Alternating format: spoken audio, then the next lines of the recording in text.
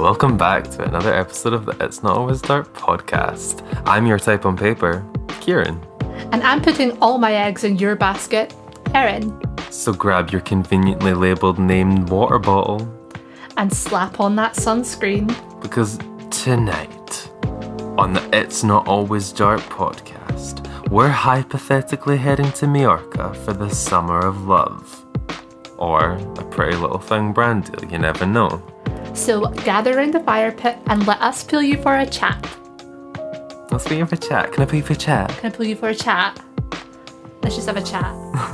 It's the It's Not Always Dark Love Island special. Woo! I came here for love. If we could somehow have the theme music to Love Island over this, we would. So to start things off today, I feel like we should address the topic because not everyone watches Love Island. Not everyone's into it. No, it's sort Some of people like a dirty little enjoy secret reality to most television. people. Yeah. It's a pretty little lie, pretty little thing. Yeah. I watch Love Island. I haven't always watched Love Island. Oh. But I got into it. I think it was this series that was like Amber and Ken. So I think it was the series before. Right. Because the series... It's like series 4? Yeah, I think so. But I didn't really watch it. I kind of watched like the last couple of episodes, but got very invested. So come season 5, I was like, I know I'm going to enjoy this. And that was the first one that I watched the full way through. Yeah. What about yourself? I felt like my experience was similar. I was watching maybe like a snippet of an episode here or there back when I stayed at home, and like my sister might have had it on. So like, I didn't really know what was going on. I remember just sitting down on the couch every so often and being like, oh, he's going to go with her though, because look at the conversation they're having by comparison. Like, it's just one of those things, eh? But yeah, I'd say the first season I've sat fully through was season 5 also. For some reason, that was the season in my mind. And, you know, I think it was a fun season. I liked a lot of the cast members on it. I just had like a flashback to... There was a season that had like Danny Dyer and stuff in it. Like what? That must have been the one after Kim, but before. So the Kim and Amber one must have been series 3. And then there was series 4, which was the first one that I watched. And then there was series 5, which was like the Curtis and Amy one. That's it. Wait, no, that's what I saw then. I remember the daughter of Danny Dyer. Yeah. She was in the previous season then. Okay, And the that's boy where we're with the getting teeth, onto this. yeah. Because she has like a whole perf with surf thing. The boy Perf with with the teeth. I know exactly. His face appeared right in my brain as you said that. So I know that's a good description. So yeah, I'd say it was season 4 then. I saw about season 4, fully watched season 5. What time? What blast? So the concept of the show, for anyone who's not an avid Love Island fan, but I feel like the people that aren't Love Island fans just won't have tuned into this episode, because the people that don't like Love Island don't like the idea of Love Island, and will therefore just have been like, I'm not touching that. It says Love Island on it. I'm above it. I'm far too intelligent for There all are that. points to be made. Like, Love Island is like a guilty pleasure show, and I think people like to think that they are above watching Love Island. I thought I was above watching Love Island, and then I got invested. I think everyone thinks they are until they watch it. And sometimes I remember the you first just need time to I saw it, embrace too, the I was shit. like, there's no way I'd watch this. The concept of the show is basically there are guys and gals. It has been largely mainly hetero couples thus far on Love Island. I think we've only had one lesbian couple, and that was about it as far as I'm aware. And that was way back in like series 2, and there's not really been anything since, so I don't know. Yeah. Guys and gals get coupled up. They share a bed. They do. They do like stupid tasks. There's plot twists and turns, because obviously it's never that simple. They're there to find love, in air quotes, but only one couple can win. And that is generally Yes. the nation's favourite couple will be voted for. It's over like 6 weeks, isn't it, that it happens? Yeah, And, it's a long time considering you watch daily. Yeah, Like, with and, like, what, Saturday off? yeah, new islanders get like dropped in every couple days or so, and they're called like bombshells. Yeah. Is how they describe it. The And bombshells. and it's basically just like pretty people coupling up for like a summer romance, and then at the end of it, one of the couples will win 10 grand, and they can choose whether they want to split it, or like it's like one of them picks the envelope that means they get to steal. either they could steal and keep the whole 10,000 for themselves, or they could split it with their partner. And that's Love Island. I feel like Love Island is just one of those shows where you want so badly to dislike it, because as it's fronting as what it's showing you, you are mainly getting aesthetically pleasing people in very vain situations where they have to just go off of how they look and try and decide if they could build a solid relationship off of that, or if they're just trying to play this up for the cameras to win the show. Because I think we've seen a bit of both, where like some of the seasons have finished and like whoever's won, they've split up. Like Amber and Greg split up, but then you still have, I think, Molly, May, and Tommy, who didn't win that season, still together. So like, for all intents and purposes, the show does seem to present good relationship grounds for some people, and then also a challenge for two people to overcome to get some cash and breakaways. Yeah, at the end of the day, it's a game. It's a game show. It's a reality It's totally TV a game show. Yes. So, and there's people that are in there to play the game. There's people that are in there to be like the villain roles and really enjoy being the villain. There are people that are quite innocently there, and you end up rooting for them. And then when they get really hurt, just vibe their way through the show. yeah. Like one of my favourite parts of the show is Ian Sterling. Like, I think that show without Ian Sterling his would be voice like work. very difficult to because he basically like narrates the show, I guess. Yeah, he's a And narrator. I She's a think mammoth, of course. She's a mammoth, of course. Like how they get away with like. He provides the self-awareness, I think, to the show. Like, he's already laughing at them, pretty much. A lot of it. Yeah. Or, like, the situations, he'll rather than, be like, watching two Islanders talk on... Sorry, he'll be watching two Islanders, like, talk on the screen, and he'll be slagging off what one of them does as their full-time career. Yeah. So, like, an example of which is on this season, Chugs apparently owns, like, a bucket hat line. So... Chugs is, like, Ian a is posh just at show. most opportunities so far. Yeah, he's a very posh boy, so for him to be running a bucket hat line, there's just something about it. It's quite funny. I don't know why. You know the type. It does fit the role very well. But to have Ian just mock him for selling bucket hats, I just enjoy it. Yeah. I just like that attitude. It's a bit of a It's jest. very much like the Graham Norton of Eurovision, but within Love Island. Like, yes, sarcastic, that's a good way. taking the piss. They do give the same vibe for me. Yeah. I just think the show without him would be very... Well, to be fair, the Love Island Australia is obviously a different presenter. I think I remember the presenter being Irish. Or well, the narrator, I guess. Oh. But I I love watched, that. I think it was maybe series 2 of Love Island Australia that... Oh, it's every time I say series, Siri thinks that I'm talking to her. Oh, sorry, babe. It's not about you. I think it was season number 2 of Love Island Australia that I Right. watched. Of And oh my goodness, Australia. it was very good. I very much enjoyed it. Drama levels were very high. Twists and I turns do like the and drama levels. plots galore. Because I think we've had a couple of seasons in the UK recently that have just been a bit like meh. Feels like it's been people going on because they want to be influencers rather than wanting to like play the game of Love Island. Because even I think saying that they're going there for Yeah. love is a push, right? But people are going there to play the game of Love Island, and if you're not actually invested in the game and you're only there for attention, it makes for a very boring TV series. Very boring series. Very boring.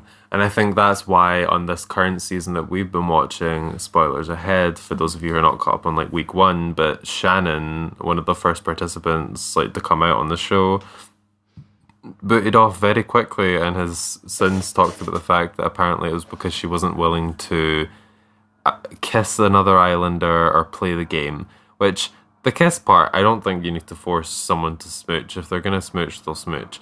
But the lack of playing the game, she didn't seem invested in any of her scenes. She didn't seem interested in any of the guys. And I think that when you're on a reality TV show like this, if you're not providing, you should be going. Like, I think because we've obviously reached a stage in television where reality-based TV is so prevalent that it's even starting to like cross over with our other genres. So for this one, it's like a love show crossed over with just basic reality TV. It's like a love game show. Whereas you have other crossovers with other types of reality TV. Like obviously we've spoken to great lengths about Drag Race being the fact that it's just the art form of drag exemplified on reality TV. Yeah. And what I find interesting about Love Island is the fact that when you start to combine these genres up, people really start to feel as though the contestants on it, like they have a say fully in what goes on in these people's lives. Yeah. Like the comments I've seen already online, and we're only on week 1, where I'm like, oh, you could have maybe sat out. And I think we will go like into that a bit later on as well, because there's a whole other side of Love Island that we do need to discuss, because there, I mean, everyone will know, like, there's been some very tragic results out of this TV show. Of course. But yeah. I was gonna say, going back to the people going on to the show and not playing the game, there's also the people that go on to the show that are fully there trying to like become influencers. Like they go in there trying to get that catchphrase in, like trying to they know what they want on a t-shirt when they come out. Like they know precisely what kind of like radio presenting jobs they want to go into coming out of it. Which I think is different from, because I went back and watched the earlier seasons, back like the ones where they used to have like the smoking area and stuff, which is like, and they were allowed to get I like think drunk. The smoking area, getting rid of the fact that they were allowed to be drunk and in a smoking area, you've already lost 2 of your major points of conflict. Because if you've ever been on a night out, you know the smoking area. Those people are talking to great lengths. The shit that's like the realest shit will be spoke about there. So I feel like that's something that they kind of miss now, because people don't feel as inclined to go and deal with their vices. They're too busy like, oh, let's work out. Because there was the season, I think it was season 2, was when they had Miss GB on, and she lost her title of Miss GB whilst being on the show because she had sex on the show. And that was like, so she was like stripped of her title. That was like the same series that had like it was like Caddy, and she was like a known sort of riot on the show. There was like a bad boy called I think his name was Teddy, and then he was really horrible to a girl called Malin.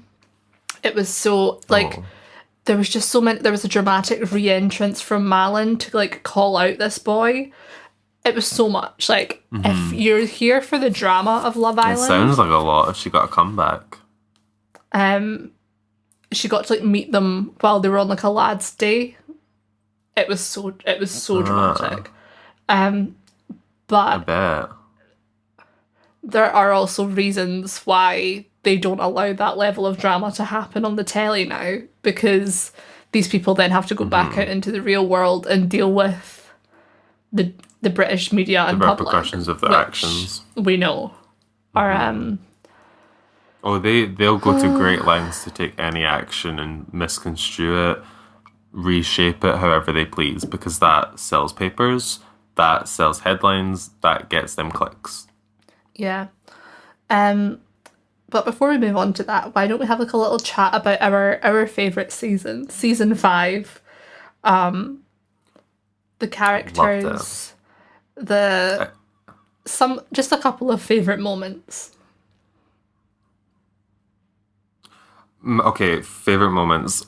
Anything that involved Amy and Curtis, and when I say that, I don't mean as like a couple. I mean whenever Amy was having a bit of a nervous breakdown over the fact that she'd invested so heavily in Curtis, and then he turned out to be not as faithful as she'd maybe hoped it would be. I will never get over the line where she's sitting there and she's like holding her phone across from him at like the swings, and she's like, because she's written out her notes to you. Yeah, she's like, I want you to know that this comes from the heart, and just because I'm reading this off of my phone doesn't mean that I don't mean it, because this has come from the heart. And then she proceeds to go down this long list of things that he hadn't done, and then he went to Casa Amor, started to crush on a new girl who then didn't like him back, so he was kind of just left in this situation of having broke loyalty to the one person. Like, they were the one couple that seemed like set to go from beginning to end. He broke that just so he could get with a girl from Casa Amor who didn't have any interest in him. But she was technically only his half-girlfriend. I'm sorry, Amy. Yes. I mean, that was like red flag numero 1. Just if doing the show stuff. If someone ever like asks you to be their half-girlfriend or boyfriend, leave. That's a big old red flag, honey. Like, if they can't commit... Yeah. Like, if they can't just, like, tell you where they stand, because that's just such an appeasement. Mm-hmm. That's so just, like, I know that you want more, and I know that this is what you want me to say. So, I'm going to say this so that I don't have to go, like, I'll give you an inch so that I don't have to go a mile. Sorry, that was a bit of, like, suppressed rage. You should put that on a t-shirt. That's been festering since season 5. That when he said they were in a half relationship at the time, I thought when he said that they were in like a half relationship at the time, that was just because obviously they were on a show and they didn't want to be like, oh, we're fully dating right now, because they've not known each other outside of a TV show. So in some ways, maybe that's just my own naivete, if you will. No, I think it's a cute idea, enough, but I think like in hindsight, you can look at that and go, maybe things were flawed from the outset. Maybe not, yeah. I think it was just the fact that he'd gone to the efforts of going that step above and asking someone to be like kind of official with him to then immediately try and drop them. That was the bit that I couldn't get over. Because like... Well... I just, even gameplay-wise, it just doesn't make sense. But that's why Love Island's one of those shows where, because they're getting your feelings mixed up in the game, of course it's going to be muddled. Yeah, and it gave us one of the greatest quotes of all time. I just really want you to perform the Amy line to me. This amazing quote. Which Amy line in particular are you talking about here? I was coming back here. Okay. So, of course, Amy's sat and read all of her notes now. I was coming back here to tell you I loved you. She's so... Like, this girl I'm is... sorry, cheating. Amy. I don't think that you can even get... I'm sorry, Amy. I'm sorry, Amy. Just I'm sorry, constantly Amy. repeating his apologies because he knows he's been a shite bag to this poor girl. Because I'm pretty sure Amy also had not been in a relationship until that point in her life. So... She's thriving now. She's like doing deals on the West End and stuff. Oh, she's completely thriving. Yeah, she's... I love it for her. Amy. She really deserved it. Other favourite moments of season 5, I absolutely love when Anna started calling out the guy that she was coupled up with. Do apologise, completely forgot his name. Jordan. When Anna was calling out Jordan for having like given eyes to another girl and pulling her away for a chat after he just asked her that day to go out with him. And she was like, you're playing a game. You're playing a fucking game. And she just kept going. She was giving it like finger guns I think she stuff? was from London. Yeah. Oh or yeah, like she Essex or was, something. and he was like, put your finger guns away, put your finger guns away. And then my other favorite moments have to be honestly mostly Mora. Just her Anytime existence that on the show, Mora she did a lot. was just Considering she giving was a offhanded later entry. comments. Yeah. Yes, Like, just she was there to unnecessary stir the comments that were pot. just hysterical. She was, and she knew that, and that's the thing. She was brought in with another girl at the time as a bombshell, and they came in for dates, and she decided she was going to give them something to watch because all the girls wanted to watch them. Yeah. What a The girls girl. were petty on that season, though. But then also somehow, because that was the same season that had Lucy, didn't it? That was like the surfer girl that was like very, I'm not like other girls. Yes, it did. And didn't really, but then also kind of got like, as much as she didn't really make an effort with the girls, she sort of was then ostracized by the girls because of that. Yeah, And it was like this weird it was dynamic. Interesting. But I remember at the time she'd stated she was like, I'm friends with guys, which I think that's the topic. What are your thoughts on girls that are only friends with guys? I think girls that are only friends with guys or guys that are only friends with girls, like that's probably an issue because that's like half of humanity that you don't know how to interact with, right? You're cutting out a lot of people. Like a guy being friends with I girls feel like she's or just a saying, girl being friends with guys, like that's fine. That's of course because that's just people. Yeah. At the end of the day, it's just people. yeah, But I don't know. Just It just gives me like a bit of like the only part. yeah. The like I don't really like I don't. The people that are like I don't get on with girls or other girls don't like me. This, that, and the other. It's like Yeah. what that just it feels like an unnecessarily aggressive point to stand on, and it's just like. It doesn't have to be like that. Like, you're clearly just not around girls that are of a like mind to you. And then we also don't live in a binary I think that's world, what she but was trying to say. Yeah, no, exactly. Like, we're living in a non-binary world, and I'm a non-binary girl. Like, that type of vibe is what we're going with. But it's just... There's something I think about the wording of it. I feel like maybe her implication at the time was that she just relates more to the characteristics that these men were showing, which is boyishness, the bants, you know. That's what the guys on Love Island always do. They come in and they decide they're going to be, like, who can be funnier? That's all I ever see. So it's very that alongside... I just think the girls seemed a bit more focused on season 5 about finding a partner than at least this season does, because these girls... I don't know, you could throw these men at them like they're the wee tennis balls and the sticky pads, and they'd find a way to get them to fall off. yeah. Like, they are not interested in them so far, and I hope that that's something that's going to change. We're on week 1, but like, it's only 5 more weeks, girl. Better get there. Get clogs on. Yeah, I think we also, it's like, something that I've been very aware of. It's like these people have gone into like a dating show having probably not dated in a year and a half because there's been a pandemic. So like these Full people, they're pandemic. like, and they're like, oh, I've been single for 2 years or whatever. But you've only actually been like, if you've been single for 2 years and there's been a pandemic for a year and a half, you realistically have only been like actively dating for like 6 months of that. So like, Yeah. the skill level of being in that vibe, and because it is a sort of headspace you have to be in, I think, because you can be single and not trying to date, and I think these people don't necessarily haven't regained the people skills, which none of us have, to be honest, since being locked in our rooms for we're 6 months. We're critiquing these people after they've left their bedrooms to go to this gorgeous fucking villa and be put in front of cameras. Like, it's a very different situation, and it's why obviously we talk a little bit more. We'll talk a bit more about the dehumanizing effect it has on some of them afterwards. But I want to know: do you think that Love Island helps them find love? Like, not even a statistic standpoint. I don't need to know how many couples have stuck together from Love Island. I just want to know, do you genuinely believe that a situation like Love Island is someplace that you can go to find love?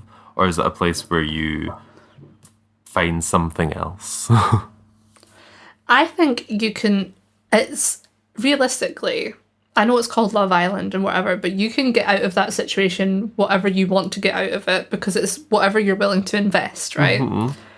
So if you're going into Love Island and you're basically of the mindset, you're like, I don't want to be hurt, I don't want to put myself out there on national TV, I don't want to look silly on national TV, I'm like emotionally mature enough to deal with this situation, you're probably not going to find love. And you might have like a summer romance situation, which is fine. Like, we're not out here being like, it's not Marriage Island.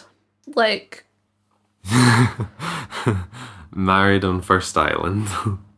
I think like Love Island's just sort of like a name. And people, I think if you want to find love, you're being presented with some eligible bachelors. It's the same as going on a night out, realistically. You are. But it's... True. It's a pretty long one, but yeah. Like, I just think it's like, if you really wanted to be in a relationship by the end of it, you could force yourself into some sort of situation. Or you could come out of it being like, I know what I want and it wasn't available to me. That's also fine.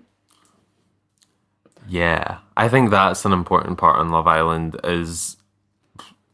To bring it up again, Shannon, I think, is the perfect example of someone who just knew what they were looking for, and Love Island was not the place for it, at least not at that point in time that they tried to place her in.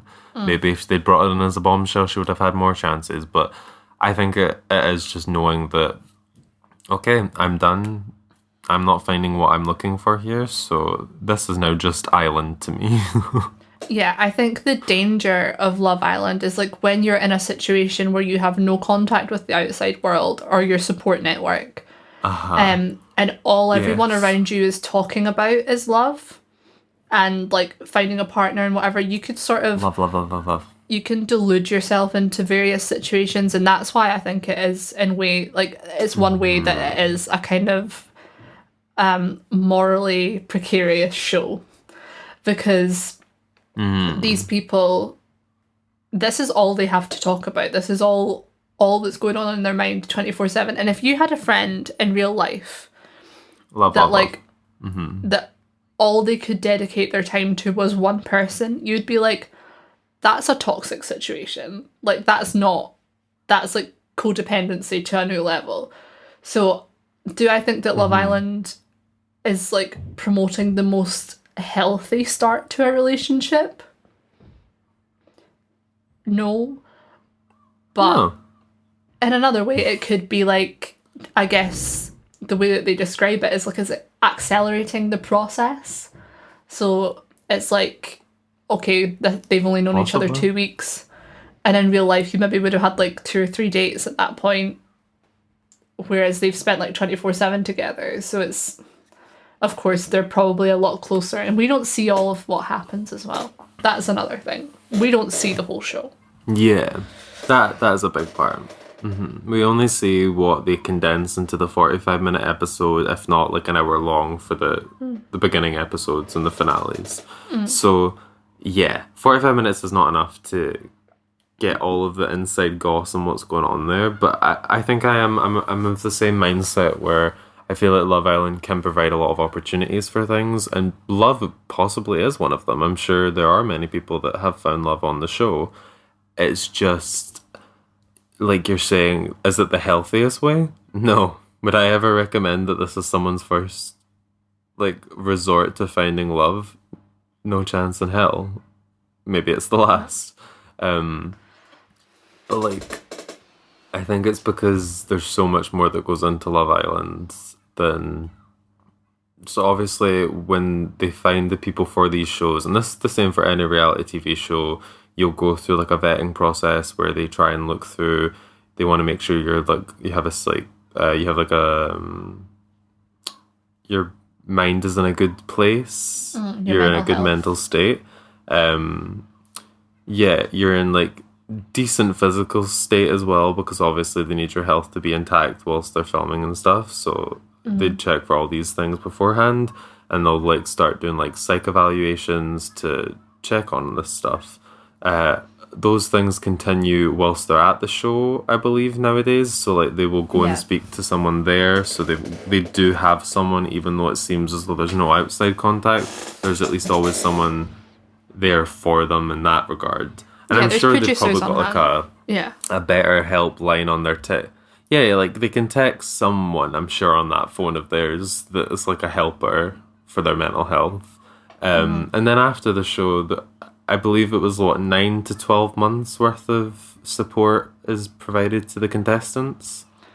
Yeah, So I they think can get it's their life changed on track. over time. Oh, it's changed now.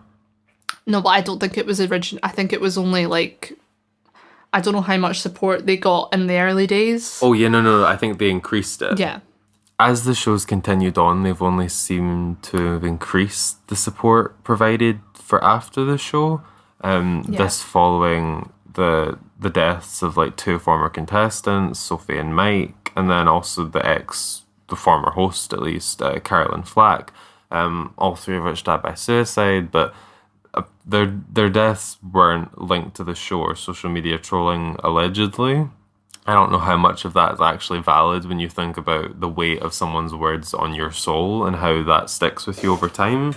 So as much as like I'm sure they can say it isn't linked to the show or social media, that's just a bit of deflection to the fact that the situation that they've all been put into. Of course, Carolyn's will be a lot different because she's just the host. She's not been put under the same stress, I think, that the contestants had, at least early days.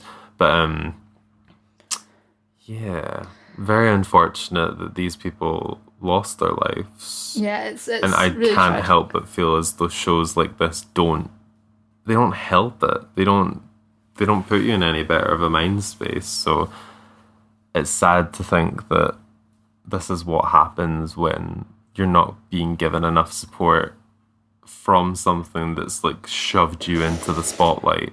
Yeah, I think this is the situation in that people, especially back in the early days, because the first couple of seasons, people didn't necessarily go on to the show expecting to be famous out the other end of it. Whereas now, I think there is an expectation. Expectations. A lot of people have been, like, from the early points, sort of thrust into the spotlight without really signing up for it. And with that, obviously, comes a lot of internet and media bullshit that, of course, definitely back in those days wasn't monitored the same way as things are now. Like, I don't necessarily think like blocking, deleting comments, like that's something that we're aware of now, but I don't think necessarily was in place back in the day. Like for the launch of the show, at least. Yeah. It was considered maybe briefly by someone who worked on the show, but not enough to have checks and balances in place for these people. And then obviously the British media, time and time again, just goes to show how horrific and misogynistic and manipulative it is. And every year we have, it's just like trying to do exposés on people while they're in the villa and have no awareness of it, and then they come out and they're like, all this stuff's been said about them. Not cool. Not it's on. the worst. It's really bad. But luckily we do have advocates from the show, like Dr. Alex and stuff, that are big mental health advocates now. That like he was a previous contestant that lost his younger brother to suicide. And is a big mental health advocate. And of course, I think with encouragement from people like him and other previous cast members, the show has made better steps towards supporting contestants with their mental health. Sadly, not in time to protect their own Caroline Flack. But we can only hope that the people that are in there now, I think when you think about when Amy was on it actually in season 5, she was very positive about her experience with the support that she got. Yeah. from the Love Island team. I think she was one of the few people who, like, I remember listening to an interview that she had where she was going over what the process is like. Because you're curious when you see these people, what their day-to-day must be like on a TV show like that. Mm-hmm. And she, like you're saying, she was nothing but positive about the fact that she had people checking in on her. The reason she felt so comfortable to leave the show when she did is because she knew that she had the support necessary to make that decision.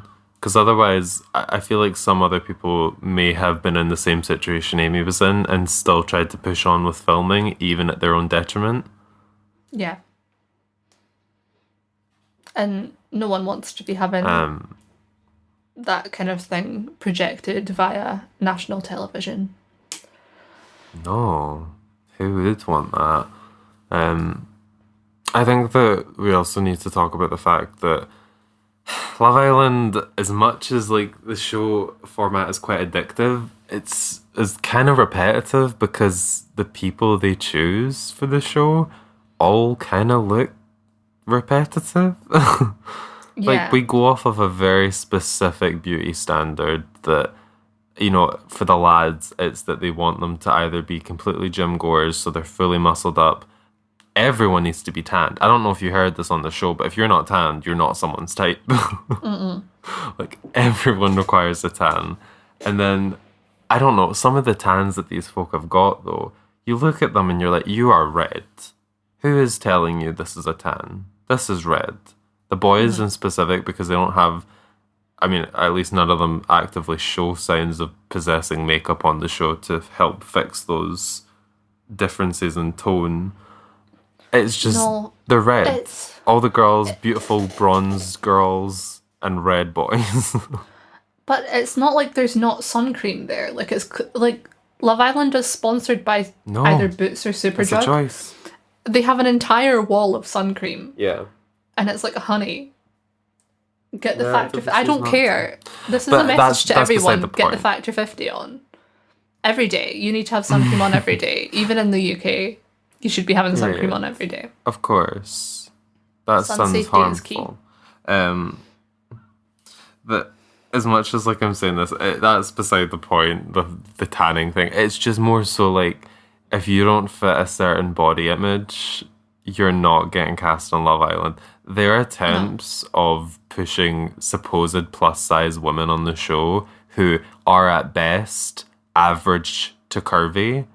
No, like that is all the people that they have deemed to be plus size on this show.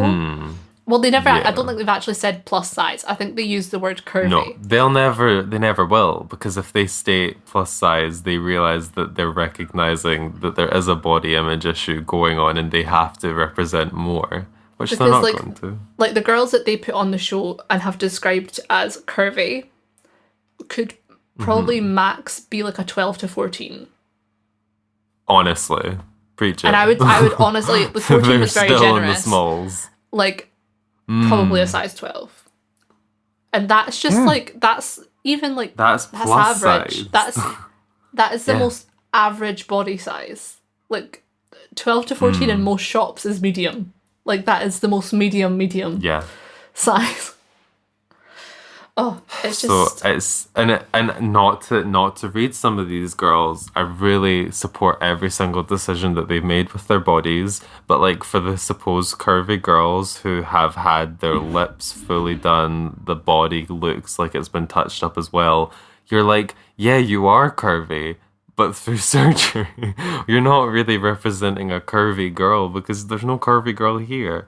You have gorgeous curves, but you're not the curvy girl they're trying to paint you to be for the supposed representation. Yeah. And it's the same, like, when it comes to, like, POC and stuff as well. Like, it's just not... it's not where it needs to be. The amount of issues... Yeah, like, when you look at the base cast, let's just go off of season 7. 4 mostly white presenting girls come in, and 1 black girl. That's it. And then... Same for the guys. You get there's at least 1 black couple, and they'll scatter them in there so that they look like they're doing the most for it. But I just can't help but wonder, what if we were to maybe not paint with the white from the beginning, maybe build up some of this melanin, have some black couples start off the show and introduce people, see where that gets us. Because I just think that it should be more split evenly at the beginning than at any point of the competition if that's how the tone of the show is going to go. Yeah, especially after the year we've had. It's just... Precisely. It's just not where it needs to be. Like, there's a big sort of tokenism issue and lack of representation on Love Island that needs to be addressed. Yeah. But I do think there's... So that's, like, one side of the issues, but there is still no excuse for... That's, like, the producer's issue. That's, like, the show's issue. That is not the contestants' issues. Yes. And, no. Dehumanizing... This is on the people that cast the season. Like, dehumanizing these people on the telly, like, it's not cool. And, like, to be fair, this year I have seen a lot more, like, positive social media push towards Love Island. Oh, totally. I've People seen comment more about the positives than the negatives. Well, I've also seen, like, a lot of, like, sort of, I guess, preventative posts where it's been like, hey, like, let's just not be, like, horrible people towards the contestants. Just as a reminder, these are real people. Yeah, because I think there is the idea that the contestants on Love Island, just because they're on Love Island, are, like, dumb. Or, like, have no... like, not much about them. And it's like, these are people in jobs. These are people that could be your brother, that could be your cousin. Like, it could be anyone. Especially back in the early seasons, it was very just like Jack the Lad kind of people, like everyday people. I guess more recently they have taken on more of a, like, influencer, like people with a following kind of thing. But yeah, that's how it seemed, at least for how they cast this particular season. They do... I don't know, I just don't like that there's the association that because someone's on Love Island that they're inherently dumb. Because I know that there was... Yeah, I don't like it. There was a season that had that girl from Liverpool that there's the meme... It was the Danny Dyer season. And because she didn't know what Brexit was. Oh, okay. She didn't know what Brexit was. Remember this girl. I remember this girl. Yeah. But that was, like, one of a group of people that were then explaining it to her. And then, I don't know, it just, like... And then she got it. I mean, I don't think she got it. But, you know, like, 1 in 5. Yeah, she got, like, the 2.5. Like, I don't think she really wanted to get it. Do you know what I mean? Like, I don't think she really had an interest in it. And No. But, like, it felt and very... do you know what? She also has the right to not want to know. But then, like, they got absolutely torn apart by, like, Piers Morgan on TV the next day. And it's like... Yeah. Dude. Yeah. These are literally just people having conversations, and because it's like considered a nationwide event, that does not mean, like you're saying that you're allowed to just take what is a moment of not understanding something that we all do in our day-to-day lives and try and blow it up as though they are so stupid that you're allowed to say anything you want about them. But then on the other hand, they could be the stupidest people. When they bring on people like Yewande from, like, the last season, season 5, and then, like, Camilla from the season before that. Like, they bring on, like, intelligent women in a variety of different ways, right? Yeah. I'm not saying that because someone has a degree, they're inherently intelligent. There's a lot of people with degrees with very little intelligence. No. There's people without degrees that are extremely intelligent. That's not, like, the baseline, but, like, they'll bring on these people and be like, oh, she's a scientist. To sort of... She's smart. Like, to be like, we're smart, we have this, and it's just like, why can't we just have, like, genuine conversations on the telly where it's, like, people talking about things like they would in real life, like the music that they like and the films that they like. It's always just, like, you're watching people talking about feelings, like, that with people that they met 2 days ago. And, like, honestly, that's my notes. I feel that's like my what notes you're for the saying producers. Speaks so true. I hope they take on your notes, to be honest, because if they were to maybe just sit and talk about their interests a bit more, I feel like you would be more inclined to not only open up more to the fact that these people are meant to get along and fall in love and get together and win the show, but it's also you're engaging with your audience more by providing content that they can relate to. And I think just having a couple that maybe if you share that conversation, they both like the same type of music. Oh, what's that? So do I. I'm rooting for these people. You've engaged me enough as a viewer to the point where I care about what they're doing. And I think that they always just take the approach that if they go for the mega love, mega talky, mega feeling stuff, like by doing that, they're cutting past the conversation stage and they're trying to get people invested over, like you're saying, virtually nothing. Yeah. It's an interesting approach. It's something to think about. Like, let's take that back to the boardroom. Just have a little... We'll go straight to the BBC studios. It's ITV. It's ITV, yeah, shit. ITV. But let's wrap up this episode with a little discussion about the current season and our thoughts and feelings on the people currently, the current contestants and couples. So we are recording this on the Sunday, which is the end of week 1. So we've not seen this night's episode, but we've seen Monday to Friday. Yeah, so we've not seen. There's going to be a dumping tonight, and we don't know what happens. I think that Jake and Liberty believe themselves to be the couple that are like the ones that are like the love at first sight couple, but Liberty doesn't know that Jake has been like expressing doubts in the what's it called? The confessional room. I was about to call it the confrontation room, and it's definitely not what it is. The confessional space, but then also like in the bedroom, just to Hugo. I remember that like what, night 2 or something. He was just like openly telling Hugo, "I don't know about this," and Hugo was just like, "Cool."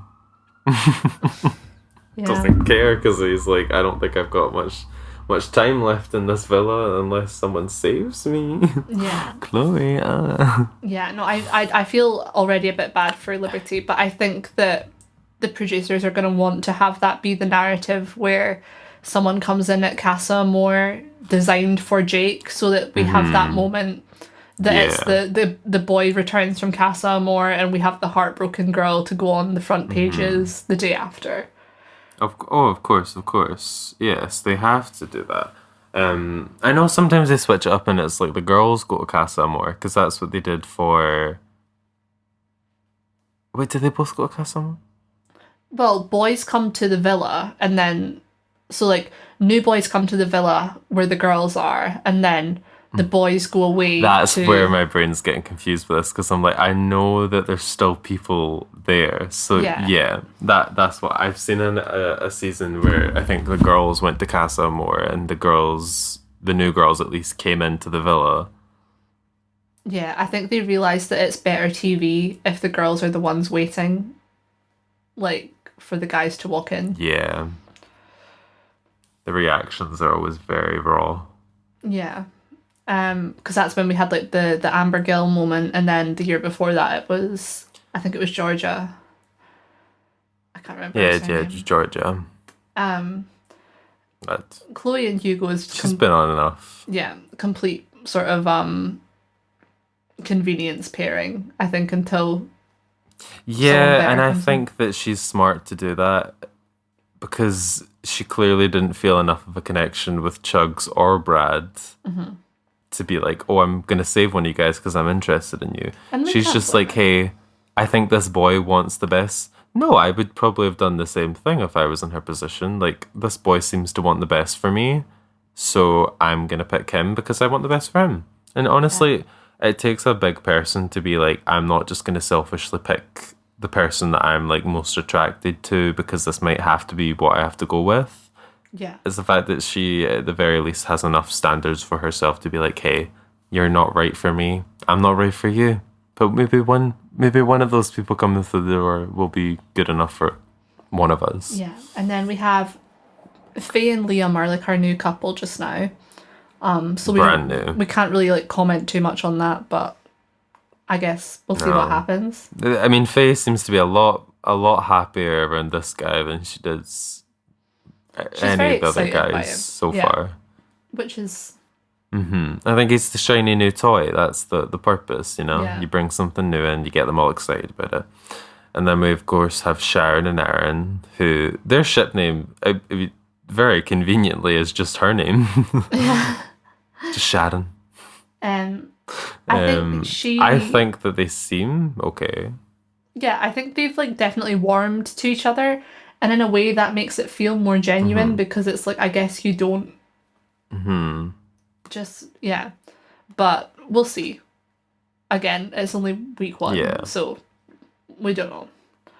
And then we have new girl Rachel, who will tonight pick between Chugs and Brad. And just for context, Brad isn't everyone's favourite because I think he's just a bit immature and a bit like a lack of self-awareness. He does come across that way.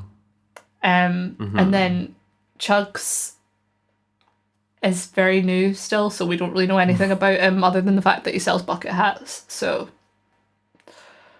yeah, I know his Christian name is Oliver, as he put it. So I don't think I've heard people refer to their name as their Christian name in a while, and it got a bit of a chuckle out of me, I have to say. It's quite an old-fashioned thing to say. Yeah. And then we have new girl Rachel, who we've only really heard say, "I've got a text." So who knows? By the time that this airs, like we have absolutely nothing to go off from her. Maybe she'll be our new favourite. I'm always open for a new fave. I think it usually is the bombshell that makes the big impact. Yeah, we'll see what happens, because I think they always pick people with like a bit of personality to be like the bombshells, especially the girls, because they need people that are gonna like start the pot. So we will see. I'm very intrigued. I'm very excited to see what happens. Summer of love, baby. I'm too. Somewhat of love, baby. I would just like to say that, like, overall, I've chosen the ending of this episode because he's really fit. He is exactly my type on paper. He knows when to come about, and he knows exactly what I'm looking for. And so I have chosen to couple up with the ending of this episode. Thank you guys so much for listening. Thank you so much for listening to this episode of the It's Not Always Dark podcast. If you're still here with us, if you're back on the Love Island hype like us, make sure you give us a like and a subscribe, and follow us on all the things on the Facebooks, on the Twitter, on the Instagrams. Mostly Instagram. The TikTok. That's the ones that... Oh yeah, we have TikTok. Yeah, that's our... We do have a TikTok. We need to get back. So feel free. And we hope you have a lovely week.